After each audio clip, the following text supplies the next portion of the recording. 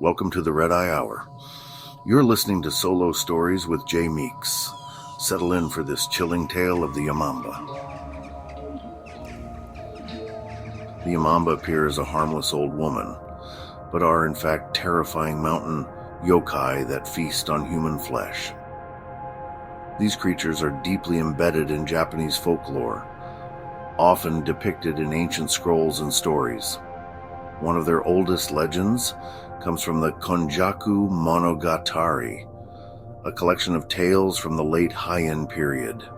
The Yamamba are said to dwell in remote mountain regions, luring unsuspecting travelers with their seemingly benign appearance before revealing their true, monstrous nature. The name Yamamba translates to mountain witch, and these beings are often portrayed with long, unkempt hair and tattered clothing blending seamlessly into their rugged surroundings. Their deceptive appearance is a key element of their mythos, allowing them to approach their victims without raising suspicion.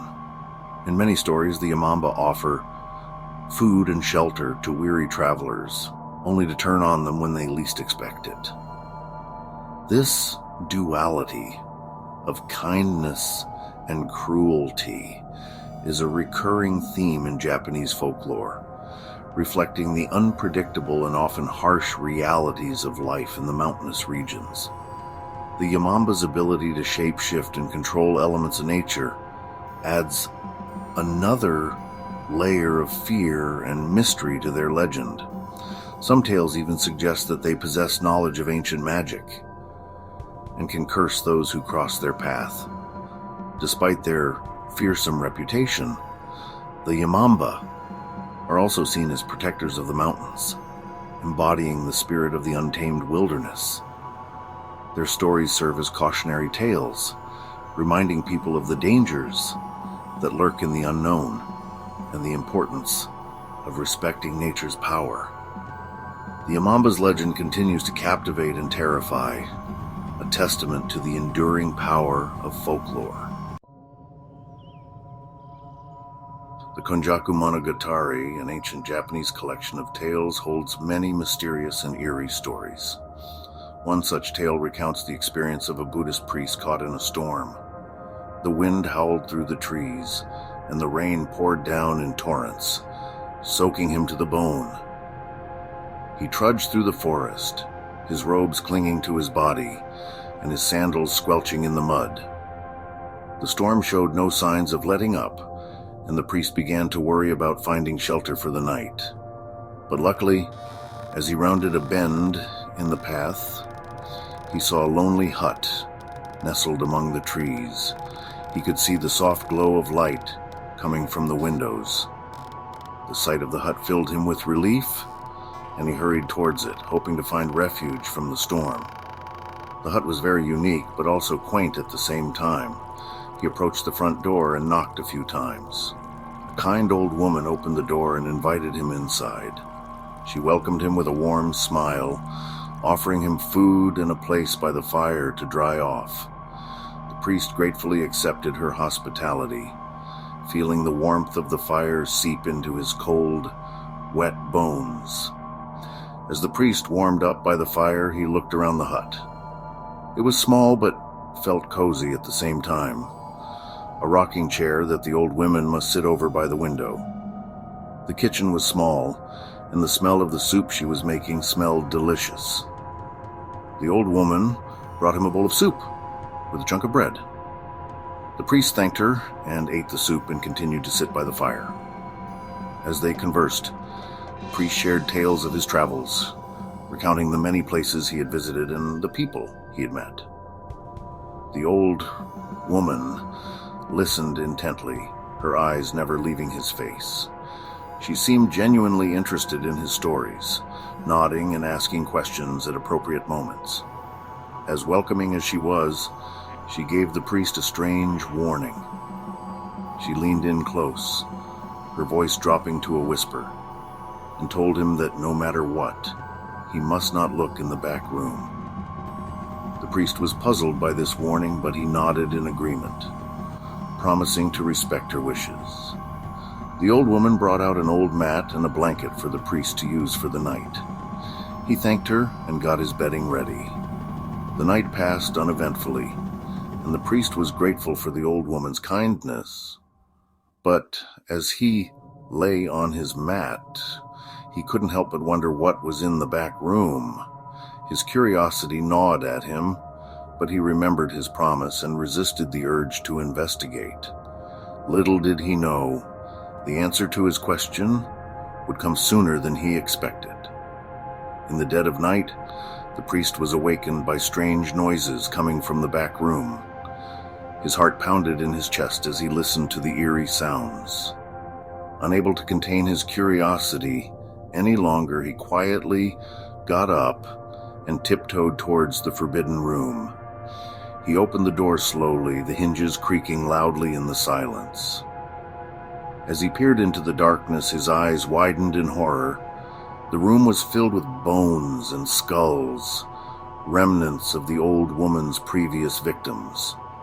There was old tools of some sort that looked strange, but deadly.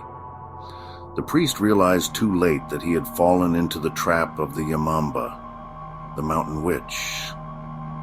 The priest noticed markings on the wall, relics or symbols of some kind. The markings were in red, and priest knew that the markings were made with human blood. Terrified, the priest grabbed his personal belongings and fled from the hut, running through the stormy forest.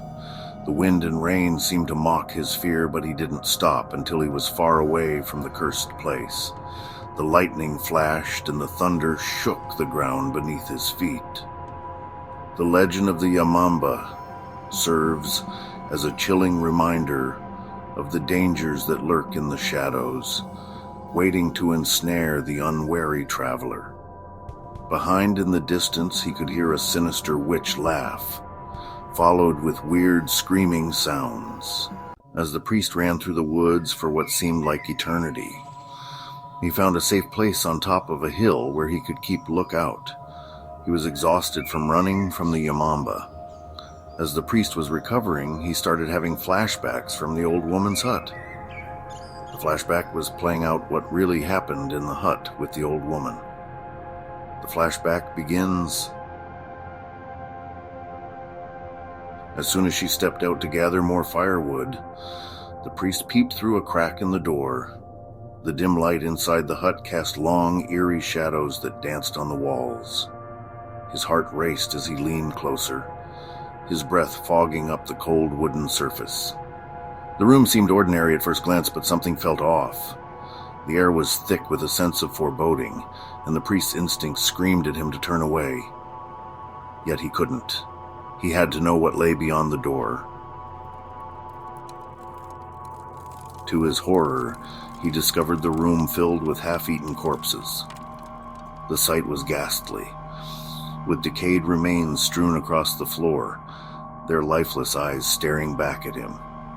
The stench of death was overwhelming, and the priest felt bile rise in his throat. He stumbled back, his mind reeling from the gruesome discovery. The realization hit him like a thunderbolt. This was no ordinary hut, and the old woman was no ordinary caretaker. She was hiding something far more sinister. The priest realized that the old woman was a Yamamba, luring unsuspecting travelers into her home only to shred them to pieces for her next meal. The transformation was horrifying to witness. Her once kind face twisted into a grotesque mask of malevolence, her eyes gleaming with a predatory hunger. The priest's blood ran cold as he watched her metamorphose into the mythical creature, her true nature revealed in all its terrifying glory. He knew he had to escape before he became her next victim. He fled from the hut as fast as he could, his heart pounding, and never looked back. The forest seemed to close in around him, the shadows growing darker and more menacing with each step. He stumbled over roots and rocks, his breath coming in ragged gasps. The eerie sounds of the forest echoed in his ears, a constant reminder of the danger he had narrowly escaped. The priest knew he had to keep moving, to put as much distance between himself and the Yamamba as possible. His only thought was survival, and he ran with all the strength he could muster, determined to live to tell the tale. As dawn broke, the priest finally collapsed in exhaustion, the first rays of sunlight piercing through the dense canopy. He looked back, relieved to see no sign of the Yamamba. The nightmare was over, but the memory of the horror he had witnessed would haunt him forever. He had survived, but the forest and its dark secrets would remain etched in his mind, a constant reminder of the terror that lurks in the shadows. And that is the end of Solo Stories 22, the chilling tale of the Yamamba. Thank you for listening and hanging out for a few. If you enjoy these solo stories, hit that like and follow button. Until next time, thank you for flying with the Red Eye Hour and listening to Solo Stories with Jay Meeks.